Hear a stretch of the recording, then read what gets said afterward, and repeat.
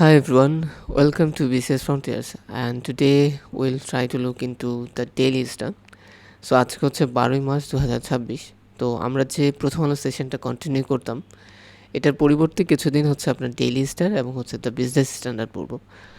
তো প্রথমেই লক্ষ্য করেন যে উইথ হাই হোপস উঁচু প্রত্যাশা নিয়ে 13 পার্লামেন্ট গোজ ইন্টু সেশন।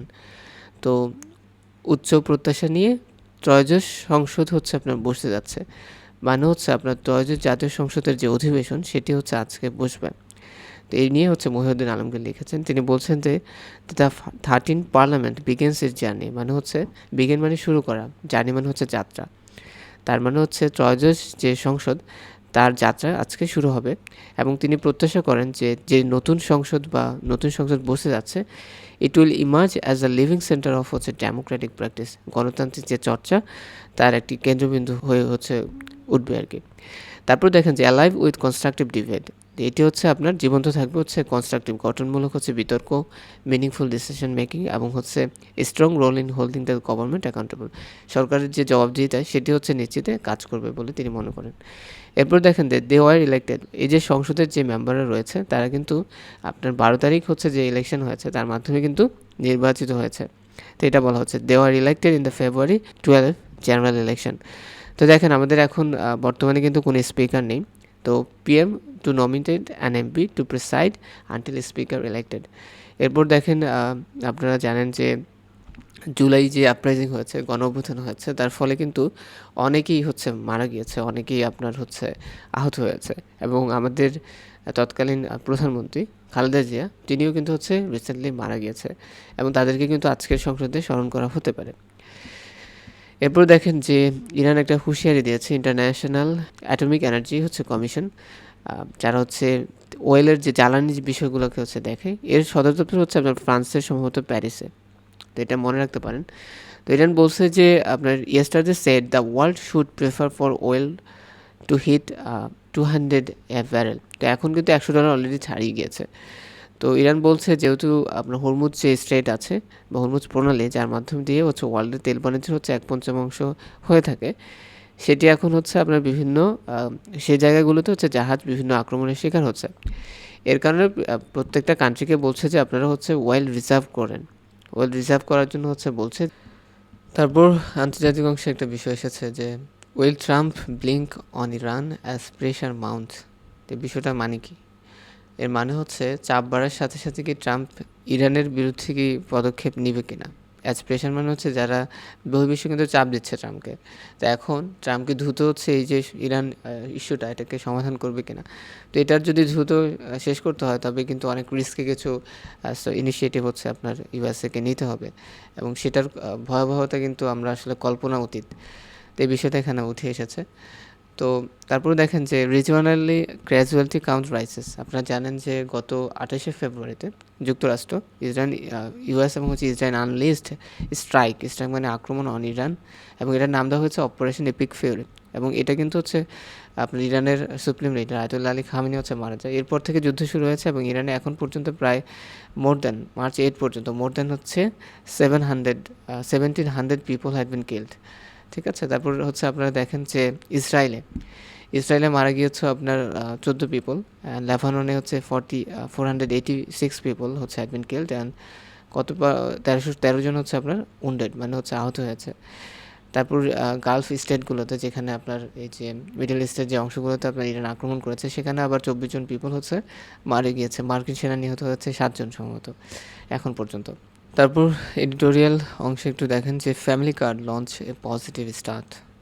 তো আপনারা জানেন যে পরিবার যে ফ্যামিলি কার্ড সেটা কিন্তু লঞ্চ হয়েছে এবং এটাকে ভালো হচ্ছে স্টার হিসেবে দেখছে হচ্ছে বিশ্লেষকরা। তো government must not allow partisan influence, দেখা যায় যে এটা যেহেতু বিএনপির একটা ইশতেহার থেকে এই যে পদক্ষেপ নেওয়া হয়েছে এবং রাজনৈতিক যদি হচ্ছে আপনার প্রভাব যদি এখানে চলে আসে দেখা যাবে যে প্রচুর পরিমাণে করাপশন বা দুর্নীতি হচ্ছে হয়ে থাকে, যার ফলে এটার যে ইফেক্ট সেটা হচ্ছে আন্ডারমাইন হবে। তো এই জন্য হচ্ছে সরকারকে অবশ্যই সচেতন থাকতে হবে। দেখেন প্রায় হচ্ছে 14 উপজেলায় অ্যাক্রস দ্য কান্ট্রি 37,567 জন হচ্ছে ওমেনকে হচ্ছে আপনার ফ্যামিলি কার্ড দেওয়া হয়েছে। ইউথ জাতীয় সংসদ must break with the past. দেখেন আমাদের জাতীয় সংসদে বর্তমানে কিন্তু অনেক তরুণের উপস্থিতি আমরা দেখতে পাচ্ছি এবং এটাকে কামাল আহমেদ অনেক ভালোভাবেই দেখছেন। তিনি বলছেন যে অনেক বছর পর দ্য 13th জাতীয় সংসদ which goes into it's maiden session today is in many ways as a first for the country, installed through a historic transition following the uprising that toppled the longest running autocracy in Bangladesh. এই যে বাংলাদেশের যে লম্বা সময় ধরে একটি স্বৈরতন্ত্র সেটির কিন্তু অবসান হয়েছে এবং যার ফলে এখন গণতান্ত্রিক যে যাত্রা সেটি আজকে শুরু হবে। তো এটা অনেক আগেই শুরু হয়েছে, বাট আজকে হচ্ছে ফর্মালি আর কি শুরু হবে। তো এই বিষয়টাকে এখানে নতুন যে সংসদ হয়েছে আমাদের, সেখানে কিন্তু আপনার জনগণের প্রতিনিধিত্ব রয়েছে এবং অনেক পার্লামেন্টের মেম্বার হচ্ছে আপনার তরুণ। দেখেন যে fresh blood brings fresh hope, মানে হচ্ছে আপনার তাজা রক্ত হচ্ছে নতুন প্রত্যাশা নিয়ে এসেছে। Understandably people have high expectation of the Jatiya Sangsad. মানুষের হচ্ছে আপনার এই সংসদ থেকে অনেক কিছু পাওয়ার আছে এবং প্রত্যাশা করছে। এর অনেকগুলো কারণ রয়েছে। প্রায় হচ্ছে 16 বছর পর মানুষ কিন্তু হচ্ছে আপনার ভোট দিতে পেরেছে এবং মানুষ মনে করছে যে যারা যাকে নির্বাচিত করেছে তিনি তাদের জন্য কাজ করবে। দেখেন যদিও হচ্ছে তরুণদের কিছু সমস্যা আছে, lack familiarity with procedural complexities, parliamentary jargon and legislative culture, যে তাদের অভিজ্ঞতা একটু কম হতে পারে, but their vision of fairness, মানে তাদের যে এই যে আপনার দুর্নীতিমুক্ত থাকার যে ব্যাপারটা ইন গভর্নেন্স, হাসান আব্দুলকে আপনারা দেখেছেন, সবাই অনেক বেশি পরিমাণে অ্যাপ্রিসিয়েট করছে ব্যাপারটা। তো এই যে ব্যাপারটা এটা কিন্তু হচ্ছে একটা বড় ধরনের হচ্ছে সাফল্য। তারপর লক্ষ্য করেন যে অপিনিয়ন অংশে একটা বিষয় এসেছে, the energy crisis is not in our control but hour response is. দেখেন মিডল ইস্টে একটা ক্রাইসিস ক্রিয়েট হয়েছে, এটা নিয়ে অনেক আলোচনা করেছি। কীভাবে? কারণ হচ্ছে স্ট্রেট অফ হরমুজ বন্ধ হয়ে যাচ্ছে, মধ্যপ্রাচ্য থেকে যে জ্বালানিগুলো এসে থাকে সেগুলো আর প্রপারলি আসতে পারছে না। গতকালকে আমরা পড়েছি যে 16টি জাহাজ আসার কথা ছিল এই মাসে, কিন্তু এসেছে মাত্র 6টি। তো এটা কিন্তু আমাদের একটা জ্বালানি সংকট সৃষ্টি করতে পারবে, যদিও সরকার বলেছে আমাদের কাছে পর্যাপ্ত পরিমাণ রিজার্ভ হচ্ছে রয়েছে। তো এখন এই বিষয়টা নিয়ে হচ্ছে আপনার ডক্টর খন্দকার গোলাম মোয়াজ্জেমকে হচ্ছে আপনার প্রশ্ন করা হয়েছিল। বলা হচ্ছিল the energy crisis caused by the US Israel war against Iran has already hit Bangladesh. We have witnessed a spike in the panic buying, some have called for priority based distribution among industries. Government meanwhile has assured, মানে নিশ্চিত করেছে that it holds sufficient fuel, পর্যাপ্ত যে আপনার হচ্ছে জ্বালানি সেটা হচ্ছে আছে, কিন্তু তারপরেও দেখা যাচ্ছে নতুন নতুন হচ্ছে র্যাটনিং হচ্ছে তৈরি হচ্ছে।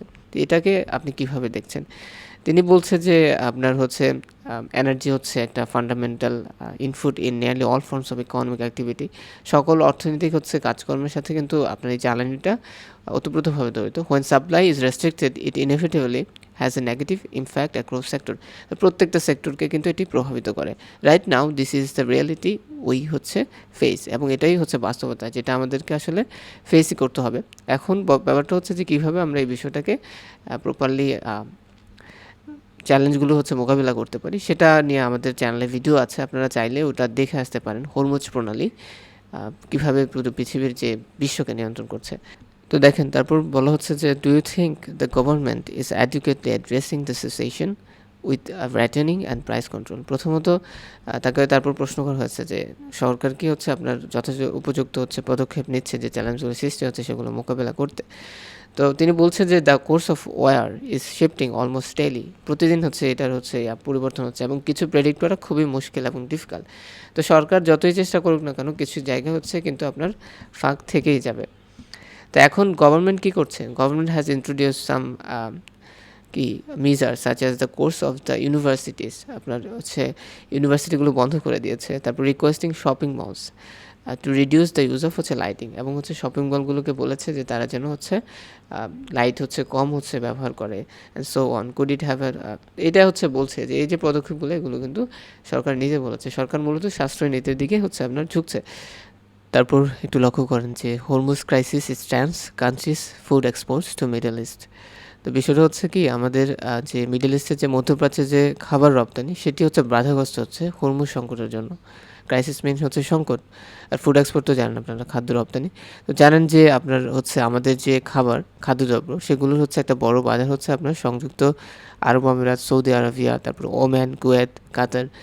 তো বিভিন্ন কোম্পানি হচ্ছে এই অঞ্চলগুলোতে কী হয় খাবার হচ্ছে রপ্তানি করে থাকে। তো এখন এই যে হরমুজ প্রণালী বন্ধ হয়ে গেছে বা ওখানে যে জাহাজ চলাচল বিঘ্ন হচ্ছে, তার ফলে কিন্তু আমাদের যে খাবার রপ্তানি করার যে চ্যানেলগুলো রয়েছে বা 11 কন্টেইনার, এখানে একটা রিপোর্ট এসেছে যে একটি কোম্পানির হচ্ছে 11টা কন্টেইনার হচ্ছে যাওয়ার কথা ছিল, বাট সেগুলোর শিপমেন্ট এখন হচ্ছে আটকে গেছে। তো এর কারণে কিন্তু বিজনেসে বড় ধরনের ক্ষতির সম্ভাবনা আছে, এটা যদি হচ্ছে আপনার দীর্ঘমেয়াদী হয়ে থাকে। তারপরে দেখেন যে ডলারের সাথে একটা কম্প্যারিজন দেখানো হচ্ছে। আপনারা জানেন যে এই মান্থলি হচ্ছে আমাদের যে মূল্যস্ফীতির প্রায় হচ্ছে 9% হচ্ছে ছড়িয়ে গেছে। এটা কিন্তু বড় একটা সমস্যার ব্যাপার, আমাদের জীবনযাত্রাকে কিন্তু নানাভাবে প্রভাবিত করবে। তো ডলারের এগেনস্টে টাকার মূল্য হচ্ছে 122.69 পার ইউএসডি, এটা হচ্ছে মনে রাখতে পারেন। তারপর দেখেন যে how dependent are we on Middle East oil gas. তো বিষয়টা হচ্ছে আপনার বাংলাদেশ হচ্ছে আপনার আসলে কতটুকু ডিপেন্ডেন্ট এই মিডল ইস্টের যে তেল এবং হচ্ছে আপনার গ্যাসের উপর। প্রথমত আমরা বলে রাখি যে পেট্রোলিয়াম যে তেলটা রয়েছে এটা কিন্তু শতভাগ হচ্ছে দেশে উৎপাদন হচ্ছে, আমাদের ডিজেলের জন্য হচ্ছে বাইরের উপর নির্ভর করতে হয়। তারপর দেখেন আপনার হচ্ছে মিডল ইস্ট থেকে আমাদের 63% ক্রুড অয়েল আসে, তো এটা কিন্তু আপনার বাধাগ্রস্ত হচ্ছে। তারপরে আপনার হচ্ছে গ্যাস এলএনজি যেটা, তো এটা কিন্তু হচ্ছে 64% আসে হচ্ছে কাতার থেকে। তো এগুলো কিন্তু আমাদের হচ্ছে এখন এই যে হরমুজ সংকটের কারণে কিন্তু আমাদের জ্বালানি একটা বড় সংকট সৃষ্টি হতে পারে। এরপর লক্ষ্য করেন যে Saudi Arabia and the UAE major supplier of হচ্ছে ক্রুড। এই যে ক্রুড তেলের সবচেয়ে বড় সাপ্লায়ার হচ্ছে সৌদি আরবিয়া এবং হচ্ছে আপনার সংযুক্ত আরব আমিরাত। তো এই ছিল আমাদের আজকের সংক্ষিপ্ত আলোচনা, প্রথমবারের মতো পড়লাম অনেক দিন পর, তো একটু হয়তো সমস্যা হয়েছে, বাট এটা ঠিক হয়ে যাবে সময়ের সাথে সাথে। যারা ভিডিওটি দেখেছেন অবশ্যই লাইক, কমেন্ট এবং হচ্ছে সাবস্ক্রাইব করবেন। Thank you so much everyone.